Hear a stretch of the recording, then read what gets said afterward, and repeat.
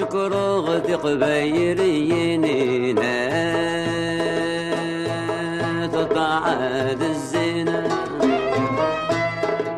فلك تغنى للشعرانا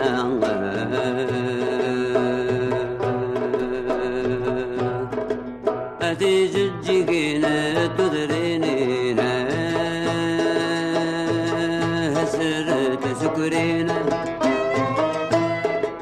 تقول تجمت لي مرانا. On le lit dans la mythologie, et elle se purifie tout ça pour aller pour commencer le rite. Et qu'est-ce qu'on prend? On prend toujours un panier, ça s'appelle un vent, on dit un vent. Un panier, on met les graines de l'ancienne récolte. On prend un peu de graines, peut-être qu'on met des figues, peut-être qu'on met un peu de laine, la laine ancienne. Il y en a qui disent des dattes, ça venait d'ailleurs, on n'avait pas de panier en Algérie. On mettrait un morceau de scroll, un peu de sucre, n'importe quoi, ou du miel. Et puis on offrait ça à la terre. C'est pas une question qu'on va nourrir la terre, on n'est pas si bêtes en Kabylie, ils sont pas si bêtes quand même. Ils n'auraient pas vécu jusqu'à aujourd'hui. Hein, c'est pas possible.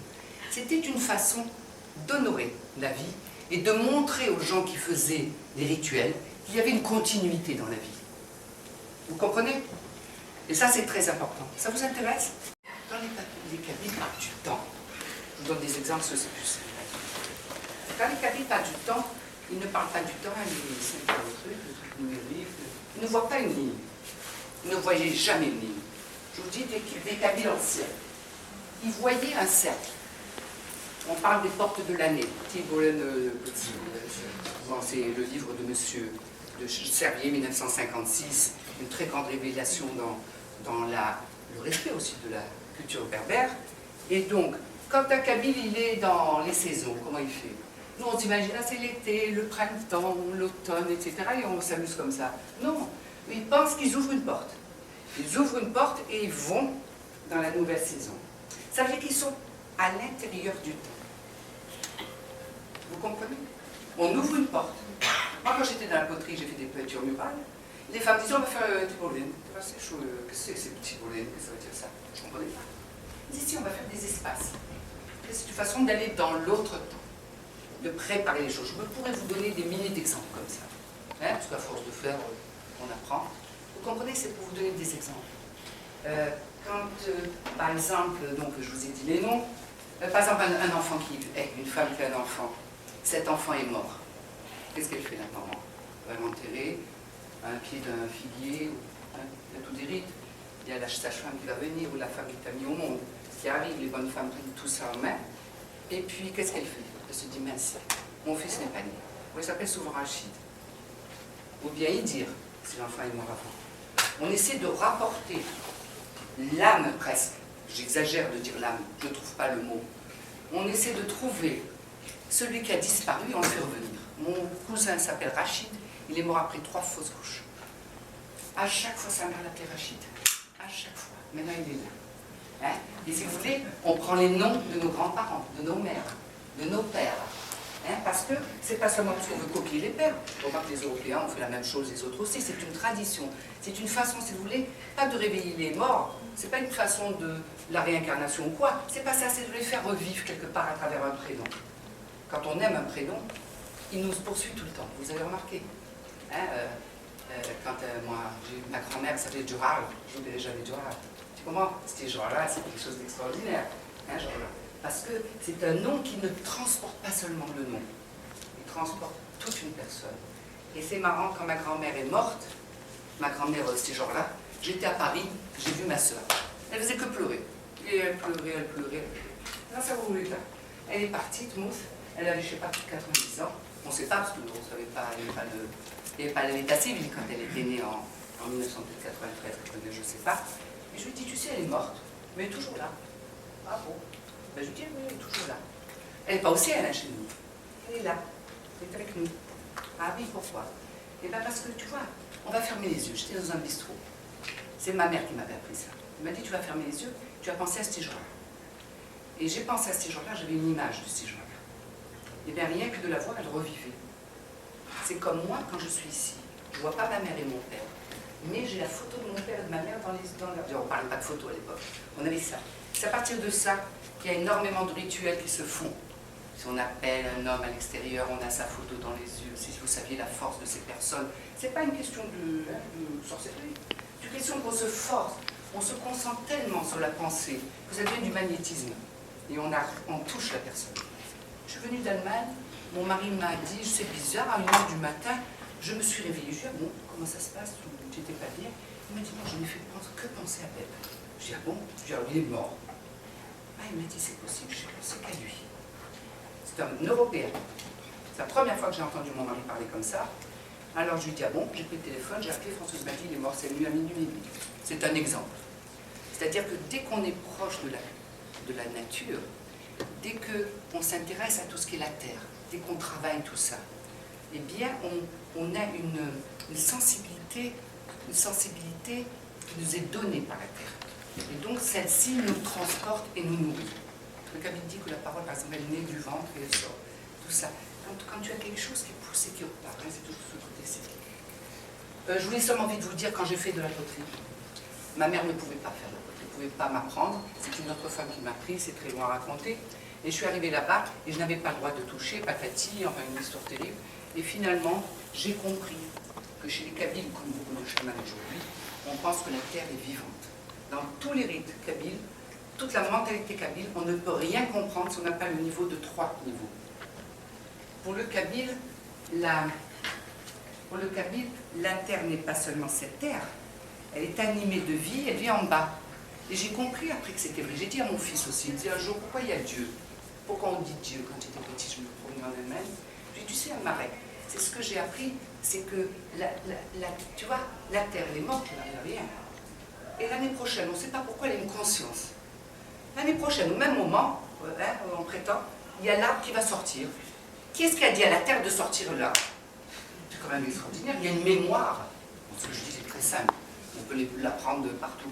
Il y a une mémoire de la terre enregistre des choses et produit des choses. Comme une femme est enceinte, elle ne va pas faire grand-chose, hein, ça pousse tout seul.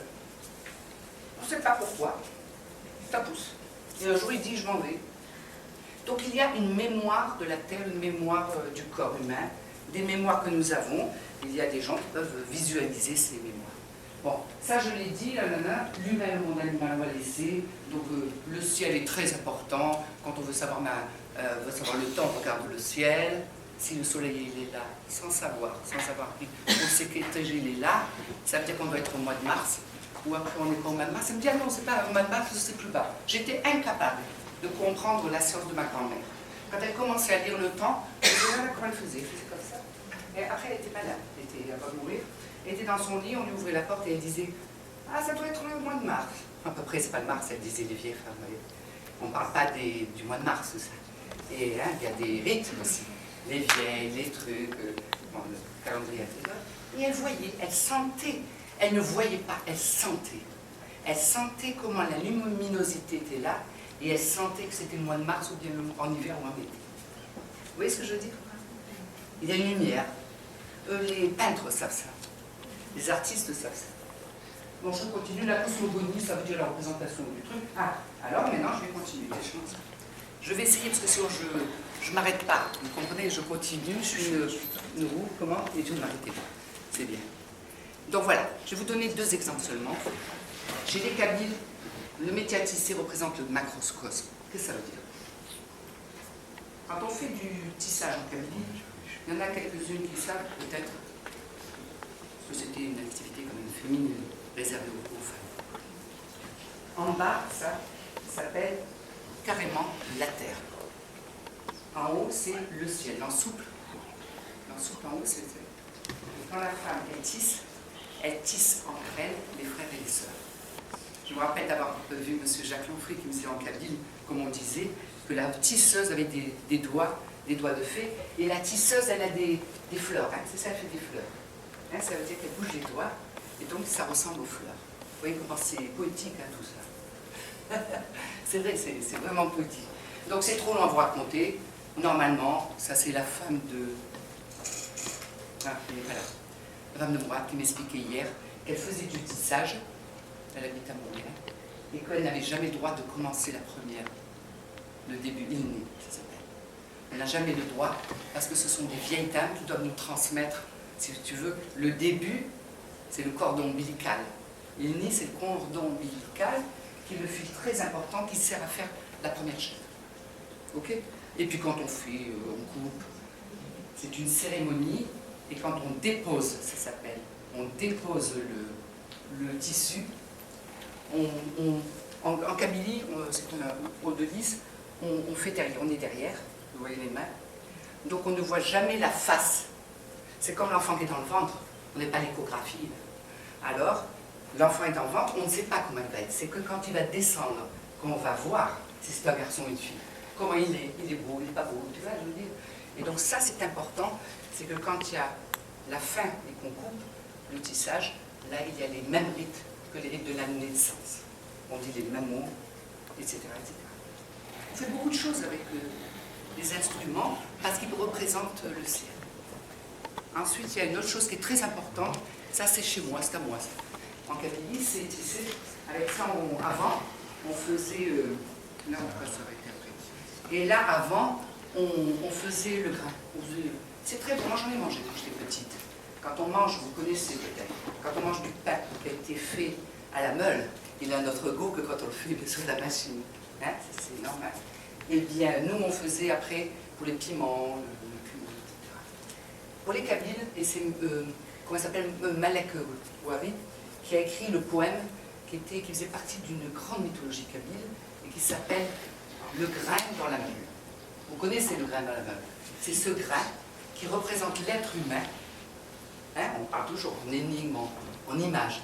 Et quand on tourne, l'être humain, il est dedans, tu vois? Il est entre. Alors en haut, c'est la meule supérieure, les astres, etc. C'est ça le cosmos. C'est ça le cosmos, le macrocosme. Et en bas, c'est la sous-terre.